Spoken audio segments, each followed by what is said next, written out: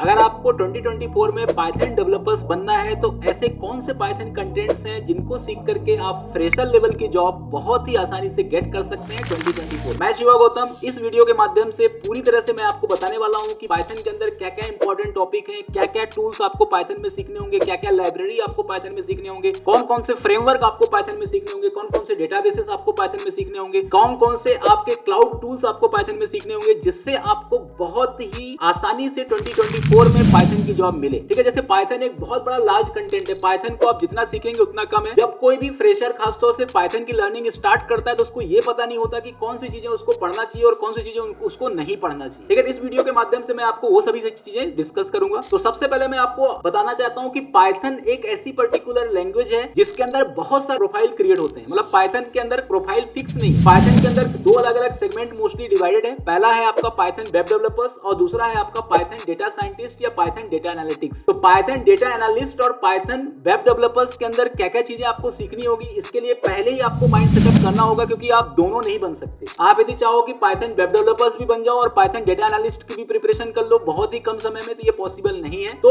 आपके पास सबसे पहले तो ये है कि मैं आपको बताना चाह रहा हूं कि इनिशियली आपको पाइथन कहां से स्टार्ट करना चाहिए। तो सबसे पहले आपको पाइथन फंडामेंटल से स्टार्ट करना चाहिए और आपका मोटिव होना चाहिए पाइथन के अंदर लॉजिक बिल्डिंग स्किल्स को इंप्रूव करना। क्योंकि देखो, कोई भी प्रोग्रामिंग लैंग्वेज है, यदि आपको उसको अच्छे से सीखना है तो उसके जो फंडामेंटल कॉन्सेप्ट है इन पे आपका फोकस बहुत अच्छे से होना चाहिए। क्योंकि यदि आपका फंडामेंटल कॉन्सेप्ट सही नहीं होगा तो आप इंटरव्यू के इनिशियल क्वेश्चन के आंसर नहीं दे पाएंगे और वहीं से आपका जो पर्टिकुलर जॉब होगा उसके लगने की संभावना पूरी तरह से खत्म हो जाएगी। तो सबसे पहले आपको फंडामेंटल पे फोकस करना है। इसके लिए आपको पाइथन कोर प्रोग्रामिंग सीखनी होगी। पाइथन कोर प्रोग्रामिंग के अंदर स्पेशली पाइथन के अंदर का मेमोरी मैनेजमेंट कैसे होता है, पाइथन का जो डेटा स्ट्रक्चर है ये कैसे इंप्लीमेंट होता है, पाइथन के अंदर डेटा टाइप्स कौन कौन से होते हैं, कंडीशनल स्टेटमेंट, लूपिंग स्टेटमेंट, ठीक है, जितने भी आपके सीक्वेंस टाइप्स हैं, इसमें मैं बात करूं लिस्ट की, टपल की, डिक्शनरी की, सेट की, ठीक है, सेट के टाइप कितने होते हैं, डिक्शनरी के कितने टाइप्स होते हैं, इन सबको आपको प्रैक्टिकली बहुत डिटेल में सीखना है। ऐसा नहीं ऊपर ऊपर से आपने पढ़ लिया कि लिस्ट ये होता है, सेट ये होता है, टपल ये होता है, डिक्शनरी होता है। आपको उसके अंदर के प्री डिफाइंड मेथड्स को इंप्लीमेंट करना होगा। साथ ही साथ आपको डेटा स्ट्रक्चर का जो इंप्लीमेंटेशन होता है पाइथन में वो आपको बहुत ही इन डेप्थ करना होगा। जैसे डेटा स्ट्रक्चर के अंदर क्यू कैसे इंप्लीमेंट करेंगे, लिंक लिस्ट कैसे बनाएंगे, ट्री इंप्लीमेंटेशन कैसे करेंगे, ग्राफ इंप्लीमेंटेशन कैसे करेंगे। यदि आप ये सब चीजें सीखते हैं तो ये आपके 2024 के पाइथन के लिए सबसे बेटर होगा। क्योंकि यदि आप रेज्यूमे में अलग से मेंशन करेंगे कि आपने पाइथन के अंदर डीएसए या डेटा स्ट्रक्चर एंड एल्गोरिथम सीखा है तो ये आपके लिए एक यूनिक पॉइंट होने वाला है। तो ये कंटेंट आपको पाइथन के अंदर सीखना होगा। इसके बाद आपको पाइथन के एडवांस कंसेप्ट सीखना होगा। पाइथन के एडवांस कंसेप्ट के अंदर पिकलिंग क्या होता है, अनपिकलिंग क्या होता है, ठीक है, किस तरीके से फाइल हैंडलिंग होता है, एक्सेप्शन हैंडलिंग कैसे होता है, मल्टी थ्रेडिंग कैसे किया जाता है, मॉड्यूल्स क्या होते हैं, पैकेज क्या होते हैं, नेम स्पेस क्या होता है, डॉक स्ट्रिंग क्या होता है, ऑब्जेक्ट ओरिएंटेड प्रोग्रामिंग स्ट्रक्चर्स क्या होते हैं। ठीक है, ये कंटेंट आपके पाइथन के एडवांस कंटेंट होते हैं। यदि आपने ये कंटेंट को बहुत अच्छे से पढ़ लिया, ठीक है, साथ में आपको कुछ कंटेंट और बताना चाह रहा हूं, जैसे लिस्ट कॉम्प्रिहेंशन हो गया, पाइथन के कुछ प्री डिफाइंड कुछ मॉड्यूल्स होते हैं उनका भी इंप्लीमेंटेशन आप करिए, तो ये आपके लिए एडवांटेज होंगे। तो अब ये दोनों कंटेंट को सीखने में आपको कितना समय लगेगा, एटलीस्ट आपको 1 मंथ तो आपको देना ही पड़ेगा। यदि आप पर डे 4 to 5 आवर्स की स्टडी करते हैं तो 1 मंथ में आप ये सभी चीजें सीख सकते हैं। तो पहला तो आपका ये हो गया। अब पाइथन के डेवलपर्स के 2 स्ट्रीम होते हैं, एक हो गया आपका पाइथन वेब डेवलपर्स और दूसरा हो गया पाइथन डेटा एनालिस्ट। यदि आप वेब डेवलपर्स के लिए जा रहे हो, अभी ये जो वीडियो मैं आपको बता रहा हूँ ये बेसिकली पाइथन वेब डेवलपर्स के लिए बता रहा हूं। तो पाइथन वेब डेवलपर्स के लिए आपको सेकेंडरी स्किल्स क्या आनी चाहिए, that is called front end. यदि आप पाइथन वेब डेवलपर्स में जा रहे हो तो पाइथन के अंदर आपको फ्रंट एंड भी सीखना होगा। इसमें आपको HTML, CSS, जावास्क्रिप्ट, बूटस्ट्रैप, ये 4 चीजें तो फंडामेंटल हो गई, इसको अपन बोलते हैं ट्रेडिशनल वेब डेवलपमेंट। साथ ही साथ आपको रिएक्ट JS का भी नॉलेज होना मस्ट है। यदि आपको सिर्फ HTML, CSS, जावास्क्रिप्ट और बूटस्ट्रैप आता है और आपको रिएक्ट JS नहीं आता है तो ये मॉडर्न फ्रंट एंड नहीं होगा। तो आपको मॉडर्न फ्रंट एंड में अपने पैकेज में रिएक्ट JS भी रखना कंपलसरी होगा, क्योंकि अब पाइथन के अंदर कंप्लीट एप्लीकेशंस नहीं बन रहा है। पाइथन मोनोलिथिक एप्लीकेशन डेवलपमेंट नहीं हो रहा है। ठीक है, पाइथन के अंदर एप्लीकेशन 2 पार्ट में सब डिवाइड किया गया है, पहला पाइथन फ्रंट एंड और दूसरा पाइथन बैक एंड। ठीक है, तो पाइथन फ्रंट एंड के अंदर आपको ये सब चीजों की रिक्वायरमेंट होगी। इसको सीखने में आपको करीबन 2 मंथ्स का समय लगेगा। ठीक है, तो 1 मंथ आपका पाइथन प्रोग्रामिंग के लिए और जो आपका 2 महीने मतलब 2 मंथ्स आपको पाइथन के अंदर के फ्रंट एंड के इंप्लीमेंटेशन के लिए, मतलब 3 मंथ तो आपका यही हो गया। अब मैं बात करता हूं फ्रेमवर्क के अंदर। तो फ्रेमवर्क सिलेक्शन में पाइथन में 2 पॉपुलर फ्रेमवर्क है, पहला है फ्लास्क और दूसरा है जेंगो। ठीक है, तो आप जेंगो और फ्लास्क दोनों सीख सकते हैं तो आपके लिए एक्स्ट्रा एडवांटेज होगा। लेकिन यदि आपका जेंगो फ्रेमवर्क यदि आप सीखते हैं तो ये ज्यादा एडवांटेज होगा। और जेंगो फ्रेमवर्क में बहुत सारे बच्चों को ऐसा लगता है कि उनको Django वेब डेवलपमेंट सीख करके उनकी जॉब लग जाएगी। ये बिल्कुल मिथ है। Django वेब डेवलपमेंट सीख करके आपको जॉब नहीं लगेगी। Django वेब डेवलपमेंट के साथ साथ आपको Django का रेस्ट फ्रेमवर्क भी आना चाहिए। तो Django web development plus Django rest framework, इन दोनों का कॉम्बिनेशन आपको सीखना होगा और इसको सीखने के लिए आपको एटलीस्ट 1 मंथ या 1.5 मंथ आपको लग जाएगा। तो मतलब यदि आपको पूरा का पूरा यदि पाइथन आपको फास्टेस्ट वे में लर्निंग करना है तो मैं आपको बताना चाह रहा हूं कि क्यूरिकुलम पार्ट आपका 5 मंथ्स तो लगेगा ही लगेगा